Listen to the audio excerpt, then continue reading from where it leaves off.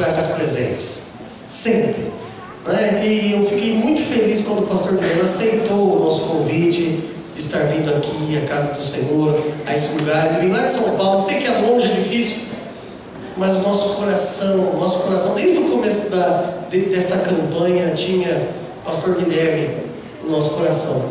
E eu fiquei muito feliz mesmo de poder contar com o pastor, sua família, sua esposa aqui, juntamente conosco. Eu tenho certeza, irmão, prepare o seu coração, porque Deus vai falar com você esta noite. Quero convidar o irmão Morente para estar orando, colocando a vida do pastor Guilherme diante do altar e preparando os nossos corações para ouvir a mensagem do Senhor. Amém. Santo Deus e amado Pai, ainda em Tua presença, Senhor, queremos Te agradecer, Senhor, pelo privilégio de mais um dia estar na Tua casa, Senhor. Quero colocar diante do Teu altar também, neste momento, a vida do pastor Guilherme, Senhor, que ele venha, Senhor, transmitir a palavra do Senhor, que ele venha, Senhor, falar, através da mensagem dele, falar aos nossos corações, que essa palavra possa impactar, Senhor, as nossas vidas, que possamos, Senhor, não somente guardar em nossos corações, guardar em nossa mente, mas que possamos, Senhor, colocar em prática, Senhor, tudo aquilo que for dito aqui, Senhor. Assim oro agradecido no nome precioso e poderoso do Senhor. Amém. Amém.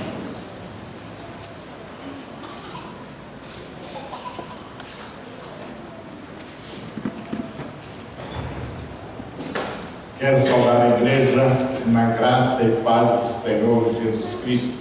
Amém. Quero apresentar a minha querida Eunice, minha esposa amada. Nos conhecemos há mais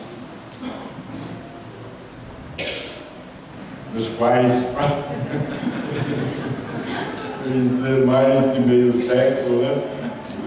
Dos quais 44 anos casados. Deus nos deu 3 filhos maravilhosos, e todos servem o Senhor. Temos 3 netos, uma nora. E hoje também, com alegria, aceitei quando o pastor me convidou, olhei na agenda e com alegria pude aceitar estar aqui nesta igreja. Te amo. E trago o abraço da primeira igreja batista de Santo André, da pessoa do nosso presidente, pastor Edson Queiroz de Oliveira. Um abraço a todos os irmãos. Eu creio que também estão lá no culto nesta noite.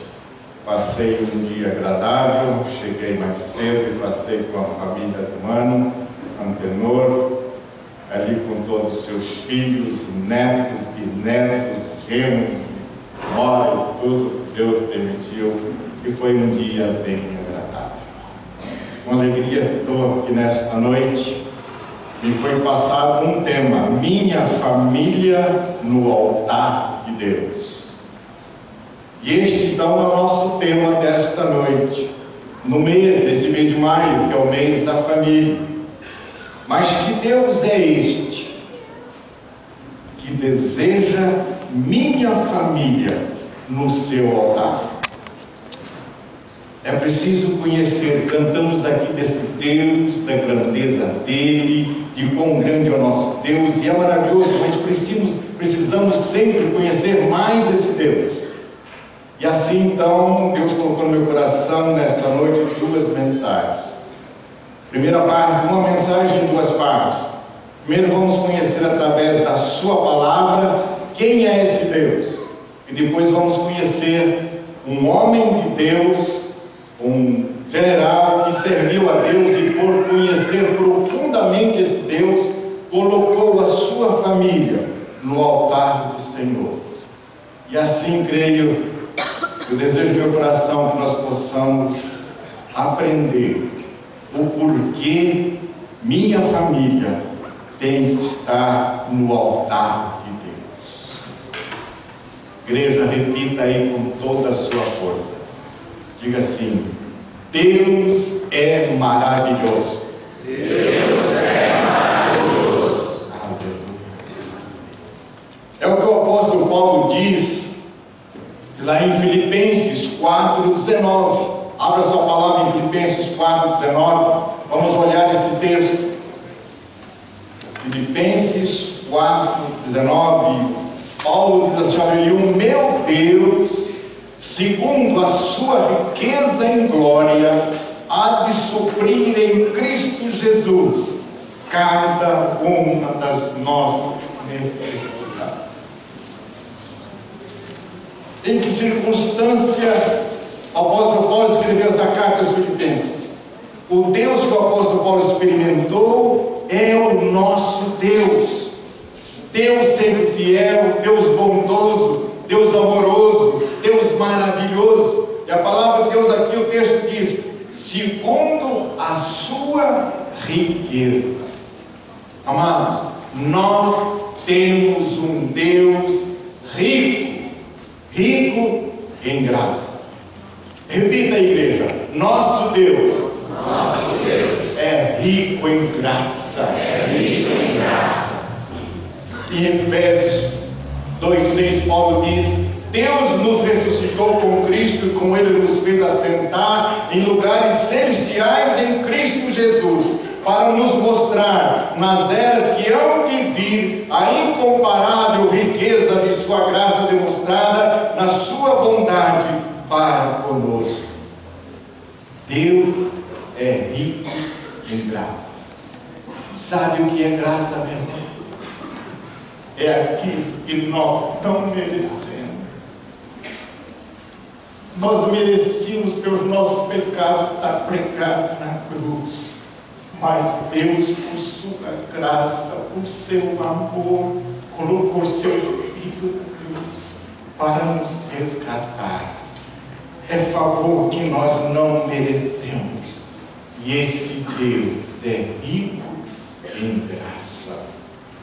Repita também aí: nosso Deus é rico em misericórdia. Efésios 2:4, Paulo diz: todavia Deus, que é rico em misericórdia, pelo seu grande amor com que nos amou.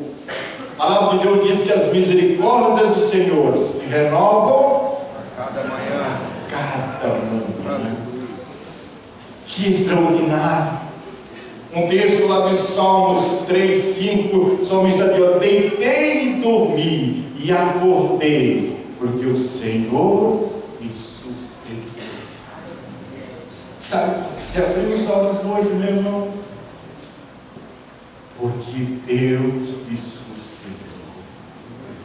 Te deu uma noite tranquila e você pôde abrir os olhos. Porque Deus te sustentou, porque Ele continua tendo um propósito na sua vida. Vamos lá comigo, igreja. Nosso Deus é rico em perdão. Isaías 55:7 diz que o ímpio abandone o seu caminho e o homem mau os seus pensamentos. Volte-se ele para o Senhor e tenha misericórdia dele. Volte-se para o nosso Deus, pois ele dá de bom grado o seu perdão. Deus é rico em perdão. Deus está de braços abertos, amados, para receber você, para perdoar. Eu não sei como está a sua vida. Talvez você conheça esse Deus, mas tenha andado distante dele. Quero te dizer uma coisa: Deus nunca desistiu de você. Está de braços abertos para receber de volta. E está dizendo: filho, volta para casa, porque Deus é rico em perdoar. Vamos junto, igreja. Nosso Deus é rico em amor. Em Efésios 2:4, Paulo diz que Deus é rico em misericórdia pelo seu grande amor que nos amou. Deus é amor. A sua essência é amor. Lá em João 4,19 diz assim: ó, nós amamos porque Deus nos amou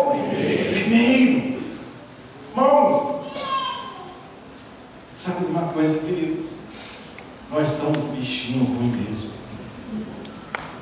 Mas Deus, o seu amor, inunda nossa vida de amor a tal ponto que nós permite nós amarmos nosso irmão, nosso querido. Deus é rico em amor. Os recursos de Deus são inesgotáveis. Igreja, os recursos de Deus são inesgotáveis. Deus libertou o seu povo da escravidão do Egito com muitos milagres. Atravessaram o mar vermelho a pés enxutos. Porém, quando esse povo caminhava pelo deserto, esse povo murmurou contra Deus. E sabe por que eles murmuraram contra Deus? Porque eles estavam com saudades do bife acebolado lá no Egito. Lá em Números 11, 18, 22, aí Deus fala a Moisés, dizendo: olha, diga a este povo, consagre-se para amanhã, pois vocês comerão carne. E o Senhor ouviu quando eles se queixaram a ele, dizendo: se eu tivesse carne para comer, estávamos melhor no Egito. Agora o Senhor lhes dará carne e vocês comerão. Vocês comerão não apenas 1, 2, 5, 10, 20 dias, mas um mês inteiro. Comerão tanta carne que sairão pelo nariz de vocês. Vocês terão nojo dela, porque vocês rejeitaram o Senhor. O Senhor está no meio de vocês, e vocês se queixaram porque saíram do Egito. Verso 21 diz: porém Moisés diz: aqui estou no meio de 600 mil homens em pé, e diz: darei a eles carne para comer durante o mês inteiro. Verso 31, olha que interessante esse verso. Diz que depois disso veio um vento da parte do Senhor, que trouxe codornizes do mar e fez cair sobre todo o acampamento.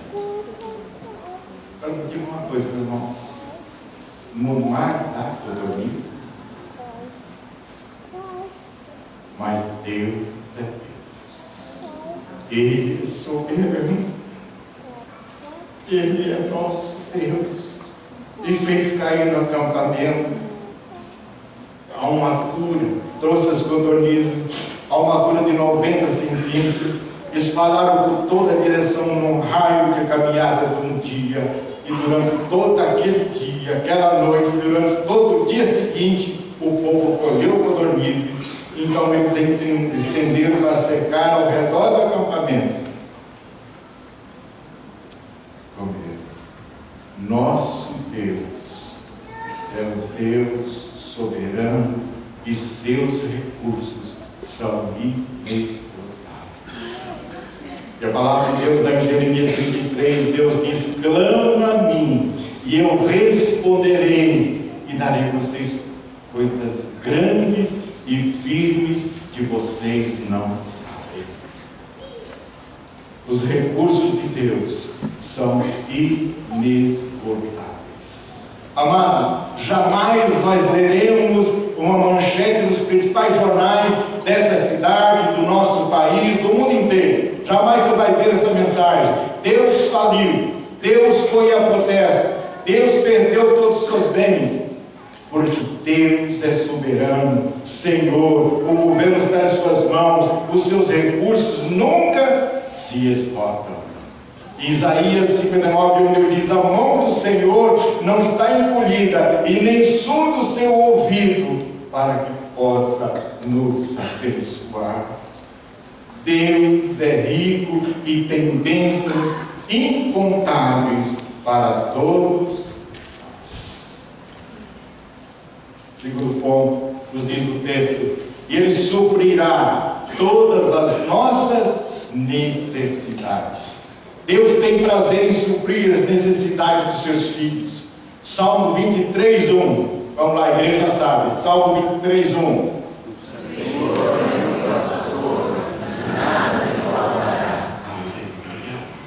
O Senhor é o meu pastor. Salmo 34:10 diz: os leões podem passar necessidade e fome, mas os que buscam o Senhor de nada tem falta. Quais são, amados, as vossas necessidades? Vossas necessidades nessa noite, necessidades emocionais, físicas, morais, financeiras, familiares, espirituais. O texto está dizendo que Deus vai suprir todas, cada uma delas, cada uma de nossas necessidades. O nosso Deus é um Deus que sempre supre, envia socorro no tempo certo e na hora certa. Lembra daquele texto lá de 2 Reis, capítulo 1, Reis, capítulo 4, verso de 1 a 7, que fala sobre a viúva pobre, que seu marido tinha morrido. E aí, como Deus supriu as suas necessidades.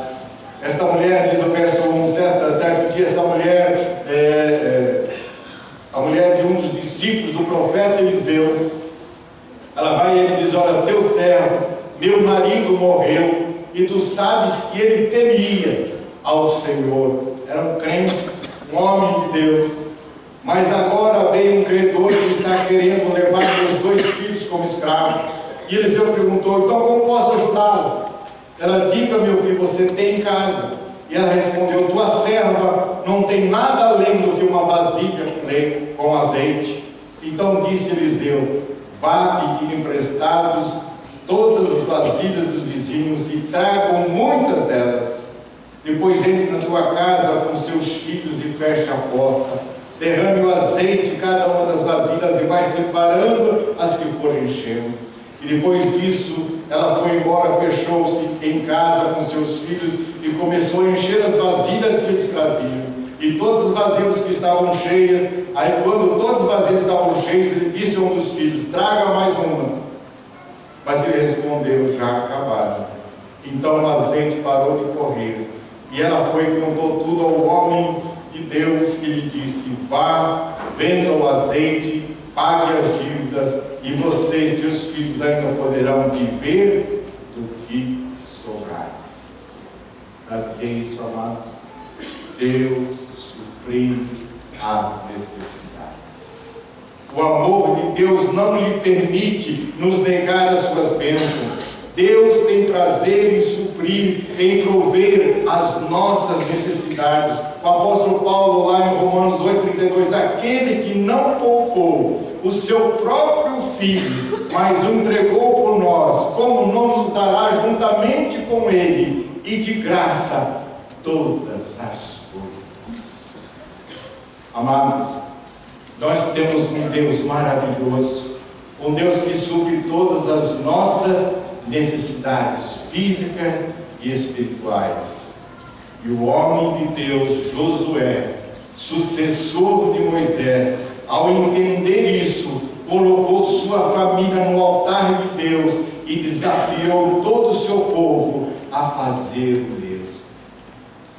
A Bíblia do Velho Testamento relata que o povo de Deus estava em regime de escravidão, estava escravo há mais de 400 anos.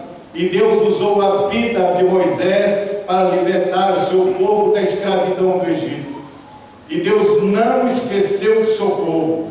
E Moisés, na dependência de Deus, liberta o seu povo. Mais de 600 mil homens, mulheres e crianças saíram da escravidão do Egito com destino à terra prometida, terra que mana leite e mel, diz o Senhor. E primeiro então ele sai do Egito, da escravidão, e primeira parada no Monte Sinai para ali adorar a Deus e receber as tábuas da lei. Mas esse povo, depois da caminhada para a terra prometida, por causa da sua murmuração desse povo contra o nosso Deus, esse povo roda 40 anos no deserto. E agora Moisés morreu. E Deus levanta seu sucessor, Josué, um homem que andava com Deus, ao lado de Moisés. Josué, esse homem tinha o temor a Deus, e após muitas conquistas, Josué chega à terra prometida, a terra que o Senhor tinha prometido àquele povo. E aí Josué reúne todo aquele povo e leva aquele povo a tomar uma decisão com a sua família. Abra a palavra lá em Josué 24, 14 e 15.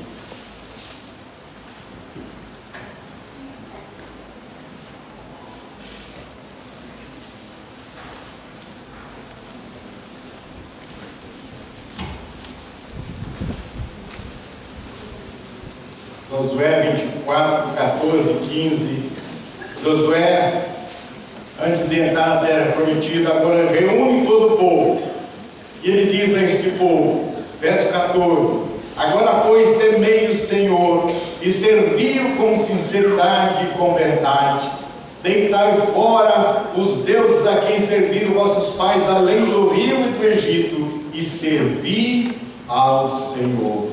Verso 15 diz: mas se vos parece mal servir ao Senhor, escolhei hoje a quem haveis de servir, se aos deuses que serviram vossos pais que estavam além do rio, ou aos deuses dos amorreus em cuja terra habitai.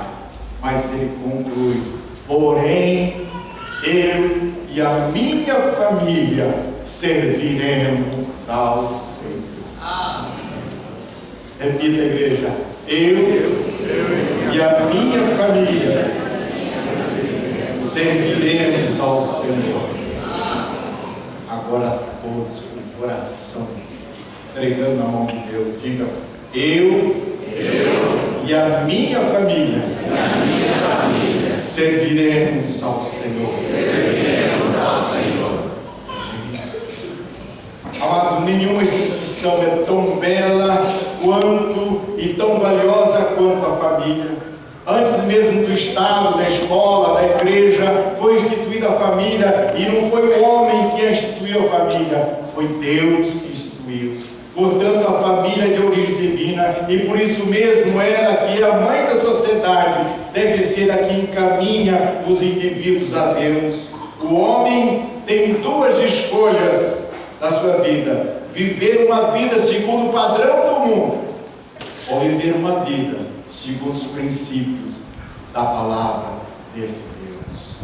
Por isso Paulo diz lá em Romanos 12, 2, Paulo diz assim: não vivam como vivem as pessoas deste mundo, mas deixe que Deus os transforme por meio de uma completa mudança da mente de vocês, e assim vocês conhecerão a vontade de Deus, que é boa, agradável e perfeita. Pode dizer: não conforme com este mundo,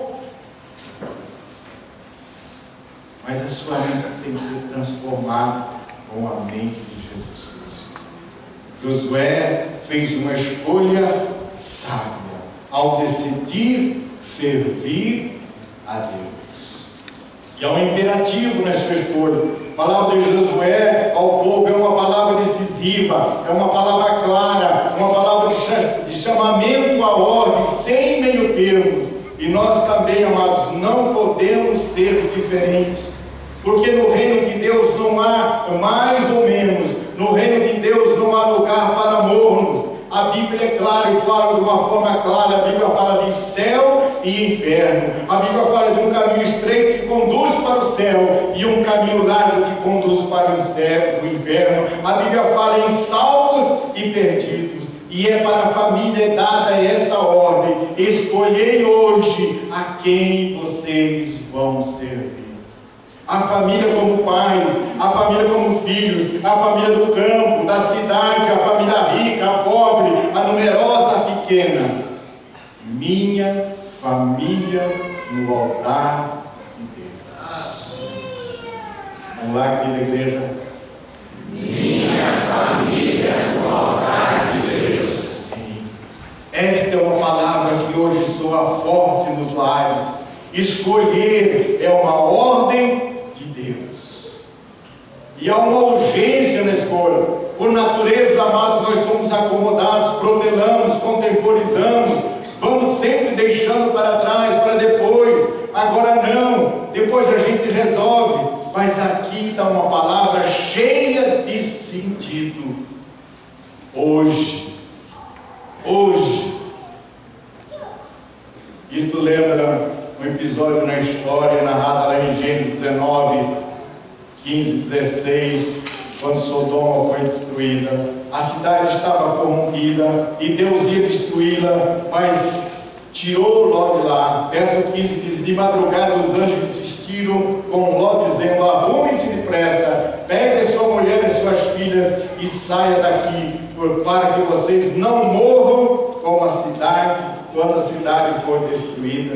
Verso 16 diz: e como estava demorando, os anjos pegaram pela mão de Ló e a sua mulher e as suas filhas o levaram para fora da cidade, pois o Senhor teve compaixão de Ló.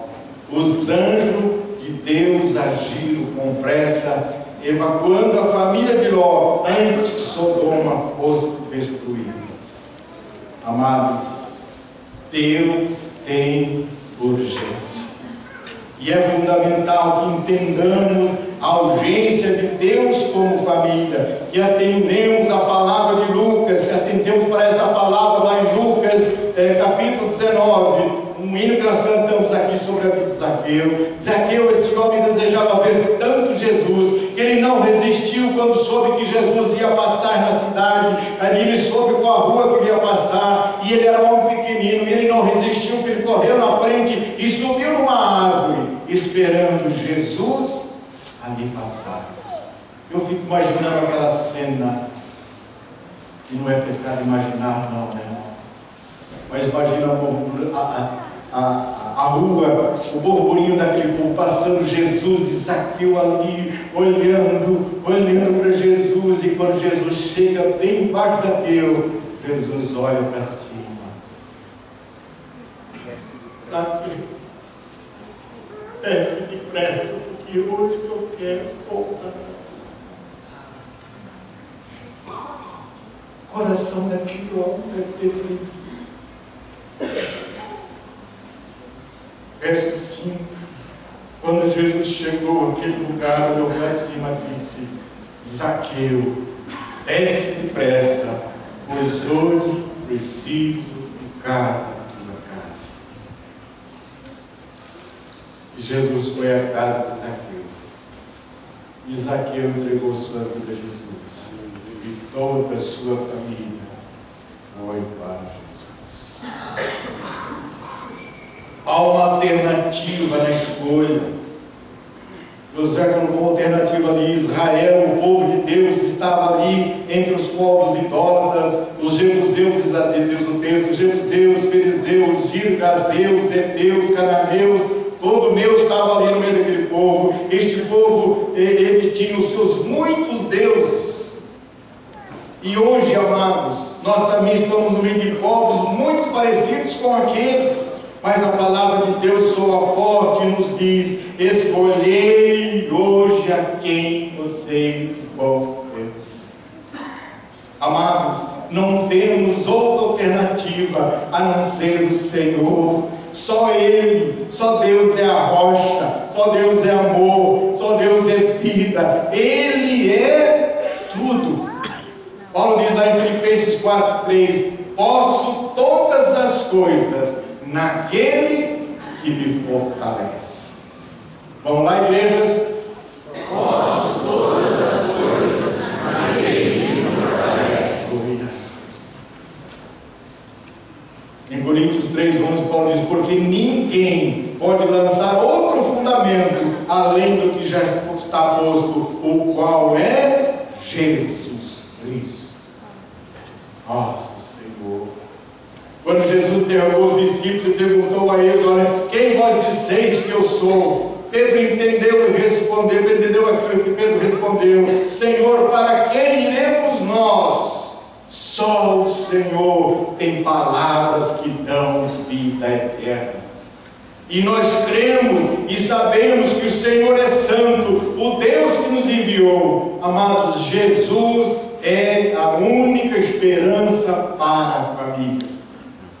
E que maravilha quando a família entende e age dessa forma. Ela é abençoada e será uma família feliz. Mas há um preço na escolha. Naquela hora de decisões sérias, de chamamentos, a nação de Israel vivia um dos seus grandes momentos. E Josué, seu líder, deixou claro que havia um preço a pagar. Ele diz no verso 14: agora, pois, temei ao Senhor, servi-o com sinceridade e com verdade. Ele deitai fora todos os deuses a quem serviram vossos pais além do rio e no Egito, e servir ao Senhor. Amados, a família hoje é chamada a pagar um preço. Ela é convocada a deitar fora, abrir mão dos seus deuses. E que deuses são esses? Esses deuses hoje podem ser facilmente identificados. Os deuses do comodismo. Você já viu aquela conversa? Deixa para lá. Hoje não. E a Bíblia vai empoeirando. Deus da frouxidão. Eu vejo que não conversa, tanto faz como fez. O Deus da indiferença. Indiferente. Estou nem aí. Assim, ou para baixo. Deus da perversidade. Deus do materialismo. Só precisa de dinheiro e poder. Deus da carnalidade. Vi a semana passada, ainda na França, aprovando a lei do casamento e a lei aprovando a eles adotarem filhos. A semana, nosso governo achou uma lei que todo cartório é obrigado a registrar. Que está fora do propósito de Deus.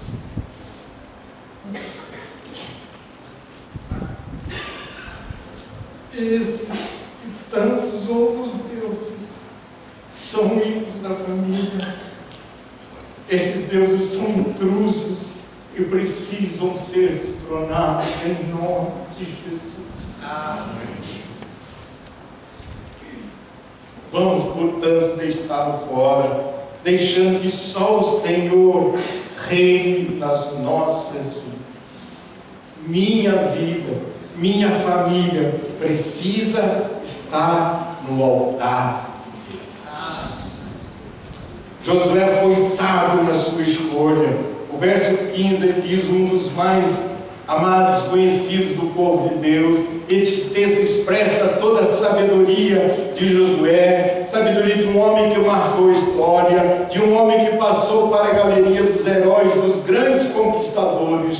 Josué, acima de tudo, se revelou um homem bem-sucedido, um homem sábio como chefe de família. E naquela hora de decisão da nação israelita, ele sabiamente disse: hoje escolhei a quem servis, se aos deuses de vossos antepassados ou ao Senhor. Mas ele afirmou: porém, eu e a minha família serviremos ao Deus Todo-Poderoso.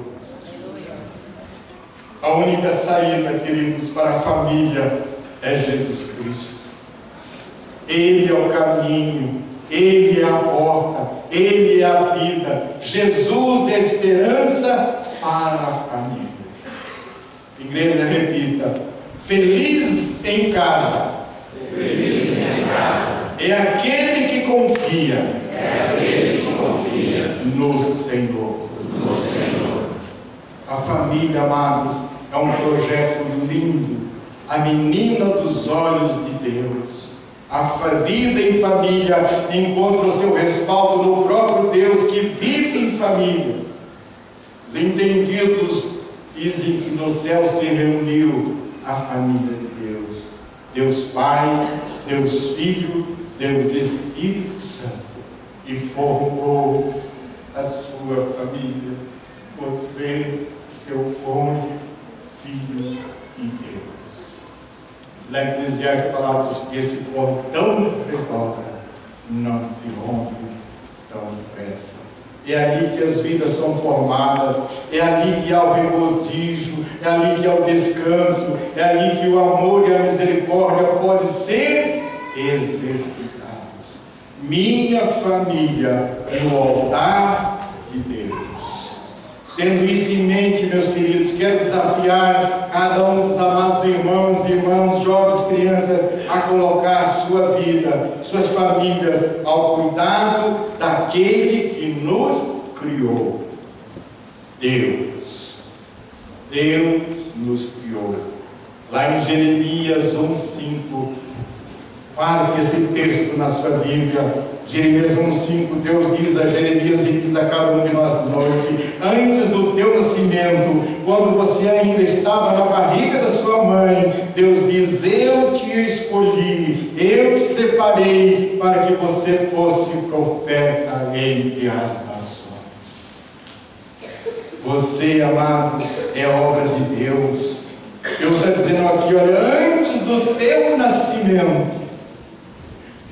Pense nesse texto. Mamãe, você que está aí, lembra do seu filhinho, quando você soube que estava grávida? Que coisa extraordinária. Mas quero dizer, antes mesmo que você soubesse que estava grávida, Deus já conhecia o seu filho no seu ventre. Portanto, amado irmão e irmã, você é fruto do amor de Deus. Deus colocou a mão ali e trouxe você à vida. Sabe por quê? Porque Ele tem um propósito na sua vida. Você não é acidente, você não nasceu por acaso, você nasceu porque Deus tem um propósito na sua vida. Amém? Então diga: eu sou de Deus. Amém. Deus te deu mamãe e papai para gerar você, mas você é fruto do amor de Deus. Por isso a palavra lá em Jeremias, lá em Isaías 4:10 diz: olha, você João, você Mário, você Antônio, você Josefa, você Paulo, você Luiz, cada um dos amados que estão aqui nessa noite, Deus diz: não fiquem com medo, pois eu estou com vocês. Não se apavorem, porque eu sou o seu Deus. Eu lhes dou força, eu lhes ajudo, eu lhes protejo com a minha mão direita vitoriosa. Cada dia, amados, que cada dia vocês possam trazer novamente sua família à presença de Deus, e a presença de Deus à sua família, assumindo um compromisso de cuidar, de edificar a família debaixo da bênção do Senhor. Eu e a minha família no altar de Deus. O conjunto pode tomar posse. Igreja,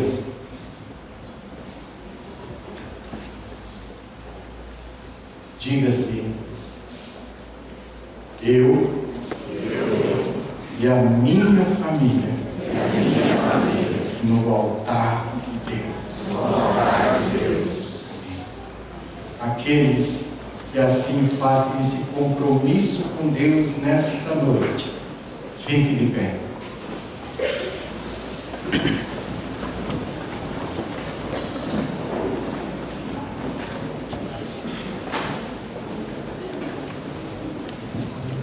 Nesse canto vamos consagrar a nossa família no altar do Senhor. Cante aí de toda a tua alma, de todo o teu coração.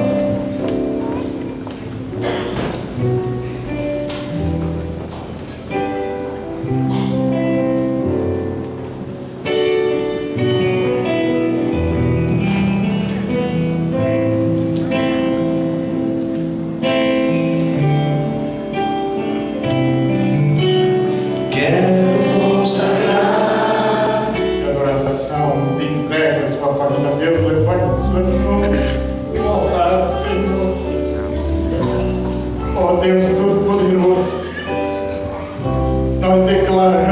só o Senhor é nosso Deus e que não há Deus como o Senhor. E te agradecemos, Pai, pela bênção que o Senhor nos deste como família. E como família, Pai, queremos adorar o Senhor. Pai, olha o coração do teu povo nesta noite. Senhor, em cada uma dessas famílias, no teu altar. Deus, cobre com as tuas bênçãos a vida de cada casal, de cada família, de cada filho. Pai, supre as necessidades, a ansiedade de cada coração. Senhor, e que essas famílias no teu altar, Senhor, consagradas a Ti, passa a ser uma família diferente da sua própria família, uma família diferente que faça diferença nesta cidade. Senhor, e que esta igreja, que essas famílias sejam de tal forma diferente, que o povo queira saber qual a razão de que nós possamos dizer: é porque minha família está no altar. Ó Deus, consagramos nossa vida, nossos filhos, nosso casamento, nossa família ao Senhor, porque só o Senhor é digno de toda a honra e de toda a glória. Assim, Pai, nós oramos no nome do Senhor Jesus. Amém. Amém. A você que conhece esse Deus, conhece esse Jesus, mas nunca se dispôs a fazer uma entrega da sua vida a Ele, quero dizer uma coisa: Deus ama você. E Deus amou tanto a mim e a você que Ele deu seu único Filho, Jesus Cristo, para morrer numa cruz, para nos dar vida eterna. E a palavra de Deus, lá em João 3,16, diz: porque Deus amou o mundo de tal maneira que deu o seu Filho unigênito, para que todo aquele que nele crê não pereça, mas tenha vida eterna. Jesus Cristo morreu numa cruz para perdão dos meus, dos seus pecados. E a palavra de Deus diz que Ele foi sepultado e que ao terceiro dia ressuscitou, está à destra de Deus intercedendo por nós. Deus, a palavra diz que Deus colocou a eternidade no nosso coração. Nós estamos vivendo uma eternidade, um tempo aqui e o outro uma eternidade com Jesus, ou uma eternidade sem Jesus Cristo. Mas esse Jesus morreu para que você possa viver uma vida eterna com Ele.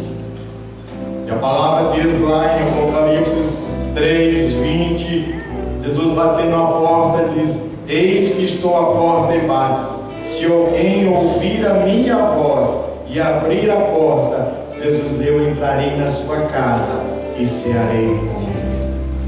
Deus te trouxe aqui hoje. Ele está batendo na sua porta e quer fazer entrada na sua vida, quer morar na sua vida.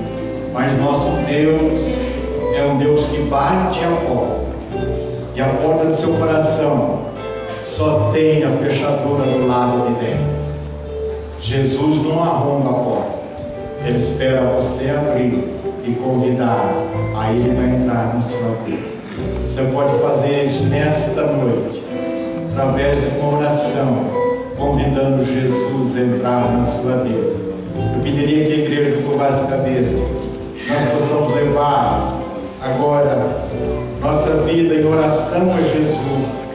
Então você faça uma oração em Jesus, convidando esse Deus para entrar na sua vida. Diga assim aí em seu coração para Jesus: Senhor Jesus, eu abro a porta da minha vida e te convido, entra na minha vida. Muito obrigado, Jesus, porque lá na cruz o Senhor perdoou todos os meus pecados. Eu te aceito como meu Senhor e Salvador. Amém. Amém. Se você fez essa oração com sinceridade no seu coração, a palavra de Deus diz que você foi selado pelo Espírito Santo. e nunca mais perderá a eternidade. Amém? Você fez oração, eu gostaria de orar por você nesta noite, dar um abraço em você. Então você fez oração, levanta a sua mão só para mim saber onde você está. Deus te abençoe, Deus te abençoe, Deus te abençoe. Aleluia. Que levanta as suas mãos. Deus abençoe, querido, ricamente. Lá na galeria tem alguém que contou. Deus abençoe, Deus abençoe. Amém. Amém. Pastor, chama esse povo na frente. Amados, eu sei que vai dar um pouquinho de trabalho, mas venha aqui.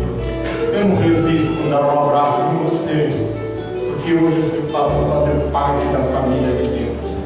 Você convidou Jesus, aqui estão na galeria, vem aqui à frente. O pastor vai recebê-los aqui. Hoje está aqui na frente, vem aqui à frente.